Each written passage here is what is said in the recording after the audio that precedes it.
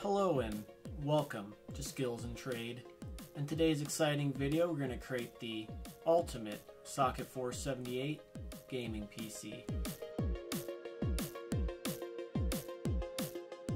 Now the motherboard we'll be using is the P4C 800E Deluxe by ASUS. A few points of interest about this motherboard is that it does come with the Intel 875P chipset, which does support the 800 MHz front side bus.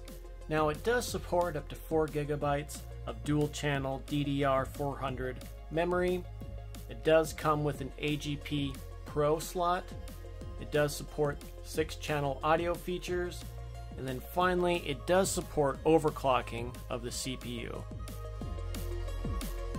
The first thing I'm going to do is take our DDR double data rate 3200 1 GB memory sticks and install them in our motherboard. This motherboard comes with 4 double data rate dual inline memory module sockets. These sockets support up to 4 GB of system memory and allows up to 6.4 GB per second data transfer rate. First, I'm going to press the retaining clips outward, then I'm going to take the memory stick and place it in the dual inline memory module socket. The memory stick is keyed with a notch so that it only fits in one direction. Firmly press the memory stick into the socket until the retaining clips snap back into place and it is properly seated.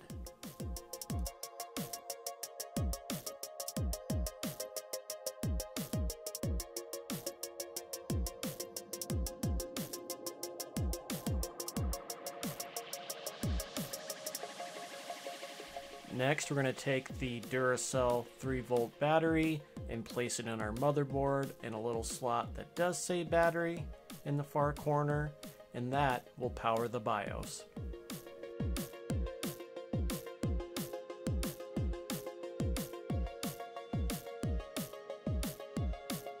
Now it is time to install our CPU. This CPU is the Intel Pentium 4 Extreme Edition. 3.2 GHz. It is a Gallatin core with 178 million transistors. It came out in November 3rd, 2003 with an MSRP of $899. That is a staggering $1,487.04 in 2023's dollars. This CPU has a level 2 cache of 512 kilobytes and a massive level 3 cache of 2 megabytes. Now it does have a TDP of 92 watts, so it does have a little bit of heat, so you must ensure adequate cooling. In addition, our CPU is also hyper-threaded. Now that means our single core CPU has 2 virtual cores, which allows us to complete tasks in parallel. First, we're going to unlock the CPU socket by pressing the lever sideways, then we're just going to lift it up to the 90-degree angle. Next, we're going to position the CPU above the socket such that the marked corner matches the base of the socket lever. Now we're going to carefully insert the CPU into the socket until it fits into place. Once it's in place, we're just going to push down the socket lever to secure it. Next, we're going to apply some thermal paste, also known as thermal compound. It is a substance that's applied between the processor and the heatsink, and its purpose is to expel the heat away from the hardware and help keep the system cool while it's hard at work processing tasks.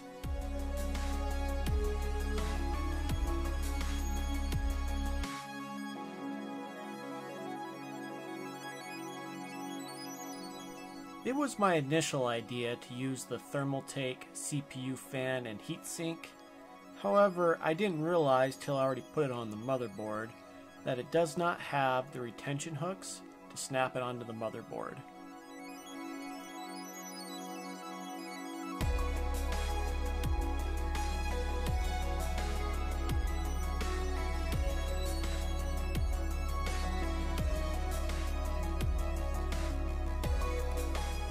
So now it's time for Plan B, which is the StarTech CPU cooler fan with heatsink.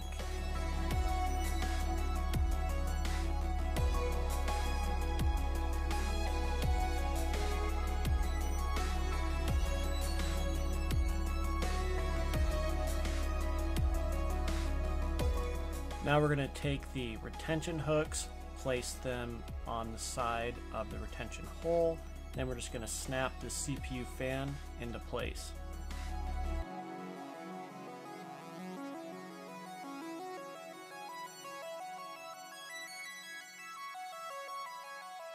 With the fan, heatsink, and retention mechanism in place, we can connect the CPU fan cable to the connector on the motherboard labeled CPU fan.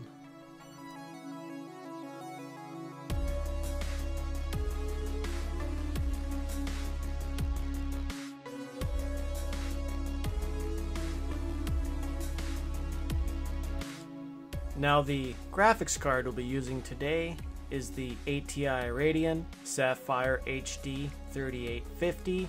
It is an AGP card with 512 megabytes of graphics memory. It was released on February 16th, 2008, and it does support DirectX 10.1, and all it needs is an 8-pin power connector.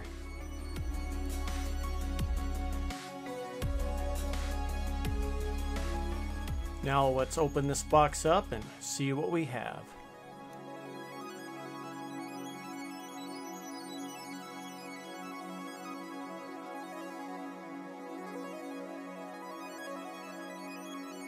It looks like the graphics card is in a little clear plastic bag with a notice to plug it in to the power supply.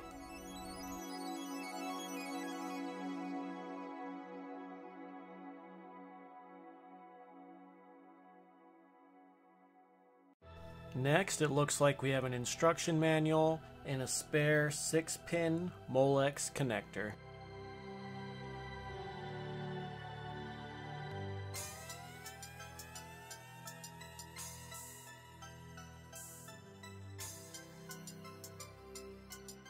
Next, it looks like we have an S-Video to component adapter, and then we'll have an S-Video to composite adapter, and finally, and most important, a DVI to VGA adapter.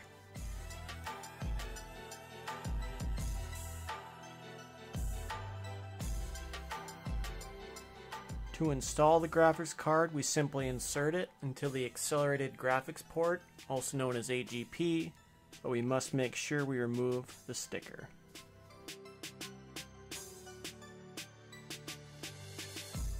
With that taken care of, it is time to install our P4C 800E Deluxe motherboard in a Pentium 4 computer case. I'd gotten this computer case from eBay, and I previously had taken out the old motherboard but kept the screws.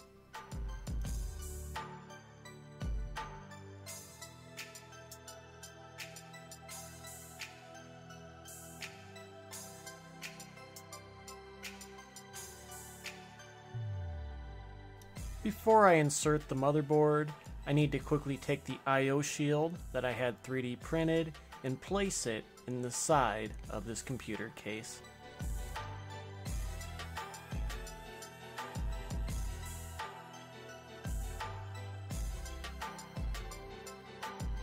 Now that we have placed the motherboard inside the computer case and lined it up with the screw holes, it is time to tighten it down.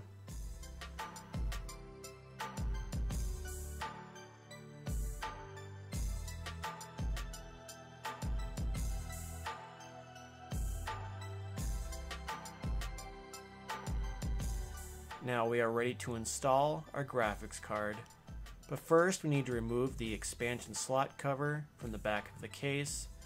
Then we're going to take our Sapphire HD 3850, insert it in the AGP slot.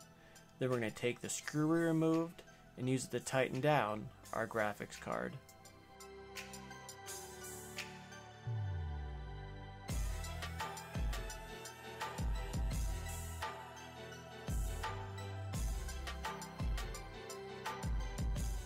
Now we are ready to install our power supply.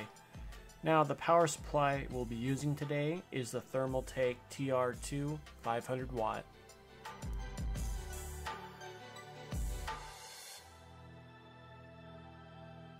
Next, we're going to use the screws that were provided with the power supply to mount it to our computer case.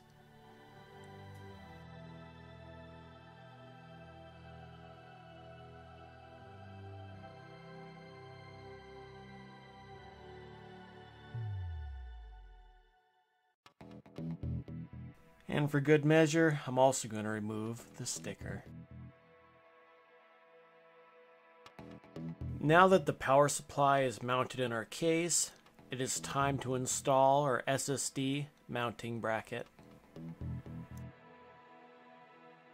And as a bonus, it does include all the screws you will need and even a screwdriver.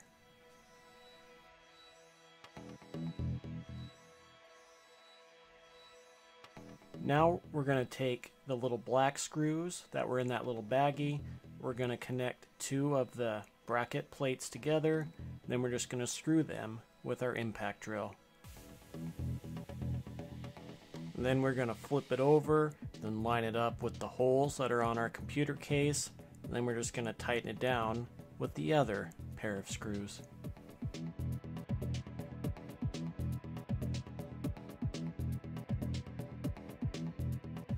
Now that that's taken care of, it's time to loosen up our wires and get ready to install them in our motherboard.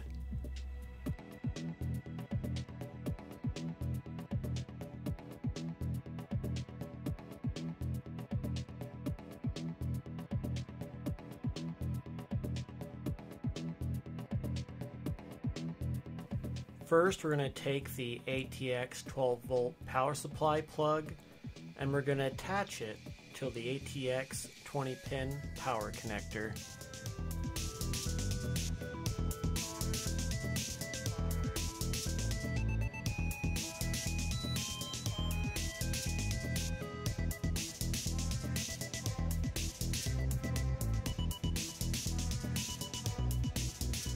Next, we're going to take our 4-pin 12 volt plug, conveniently labeled CPU, and we're just going to install it in the ATX 12 volt connector.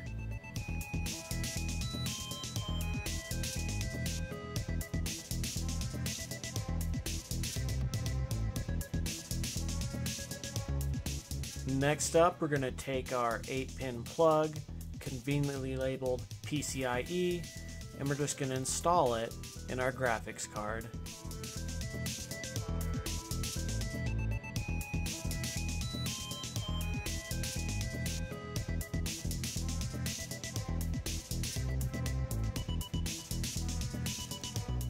Now that that's all taken care of, it is time to install our Samsung 870 EVO SSD.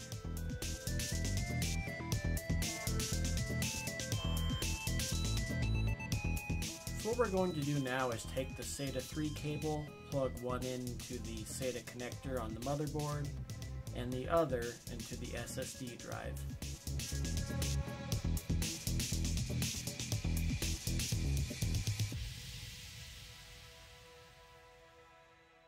Next, we're going to take the SATA power supply cable and plug it into our SSD drive.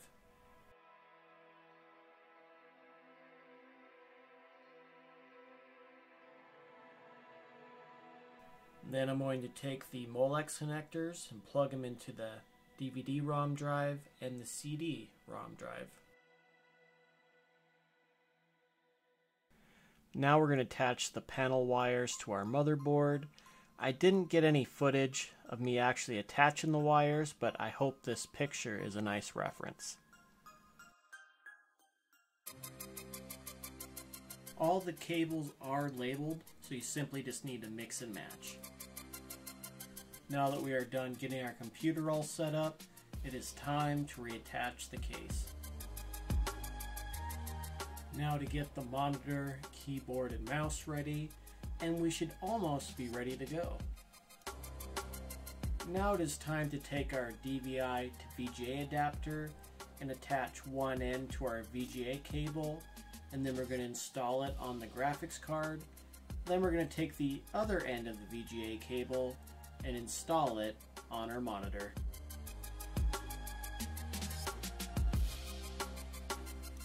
Now we get to turn on our computer and have a happy sigh of relief that it actually managed to start.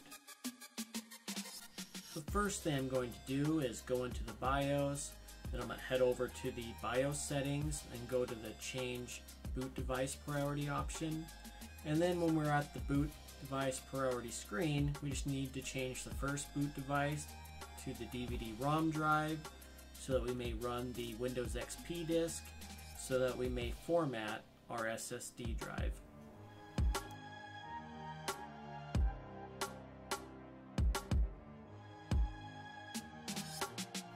So what I'm going to do is partition this SSD drive into two partitions. That way I can install Windows XP on one and Windows 7 on the other.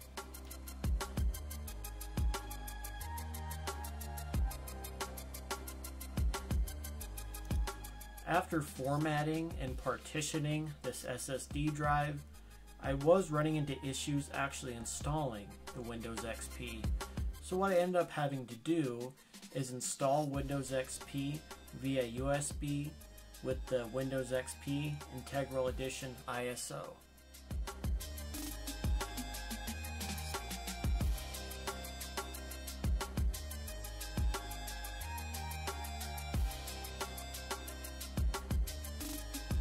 The program I had used to put the ISO on the USB stick was the Easy to Boot program.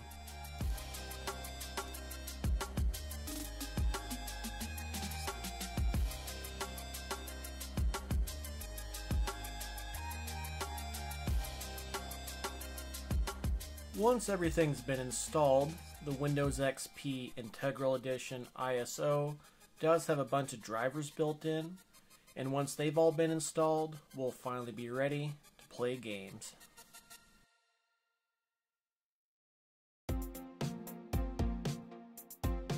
Once everything's been installed, the Windows XP Integral Edition ISO does have a bunch of built-in drivers, and once they've all been installed, it's finally time to begin gaming.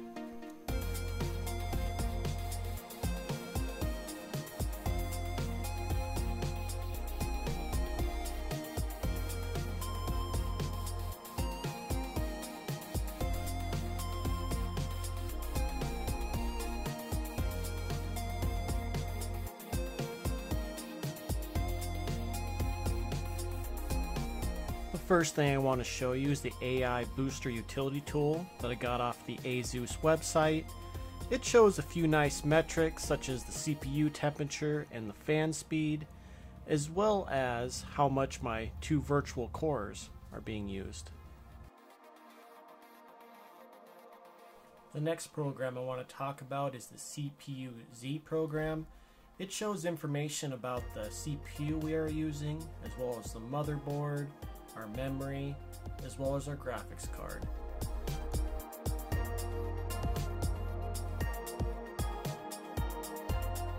After doing all that hard work getting the computer set up and installed, I would be remiss if we didn't play a little bit of games.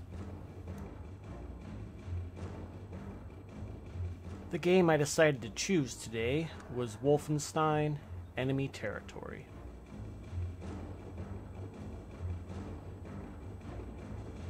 The reason I chose Wolfenstein: Enemy Territory is that it is a good test for our system. In addition, it also has an active online gaming community so that we may test our skills against.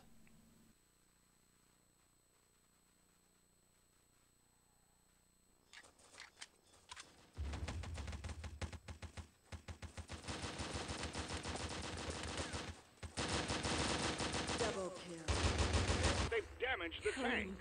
Construct the command post. Escort the tank to the bank courtyard. Dynamite planted. Command post constructed. I'm going to be honest with you all. I had recorded probably 2 hours of gaming footage because it was just so much fun playing. especially when you know you're on a Pentium 4 CPU and everyone else is on modern computers, so you have that little bit of satisfaction. So what I ended up doing is I just picked a little scene of some good gameplay that shows what this computer can handle.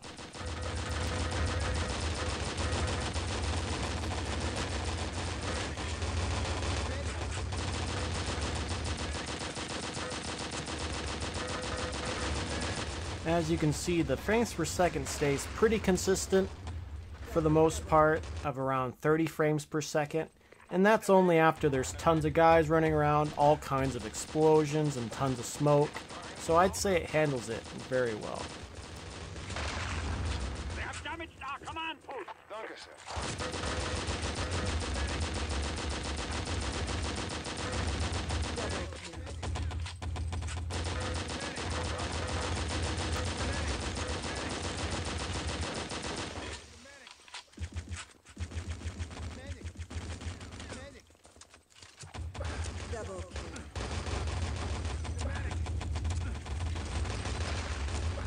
Tank barrier constructed.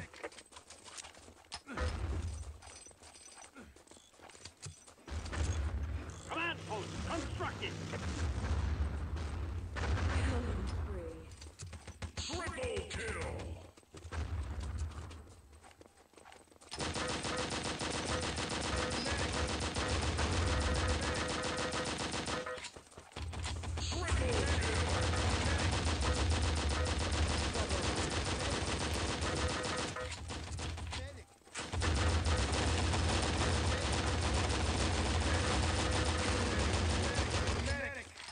Triple kill.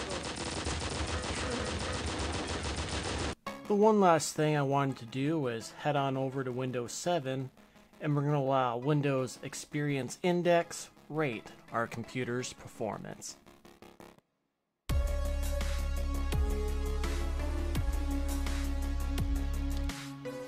Now to look at our scores, our processor was rated the lowest, which really isn't all that surprising given the age of the CPU, but what really surprised me was how high the graphics and the gaming graphics scores were.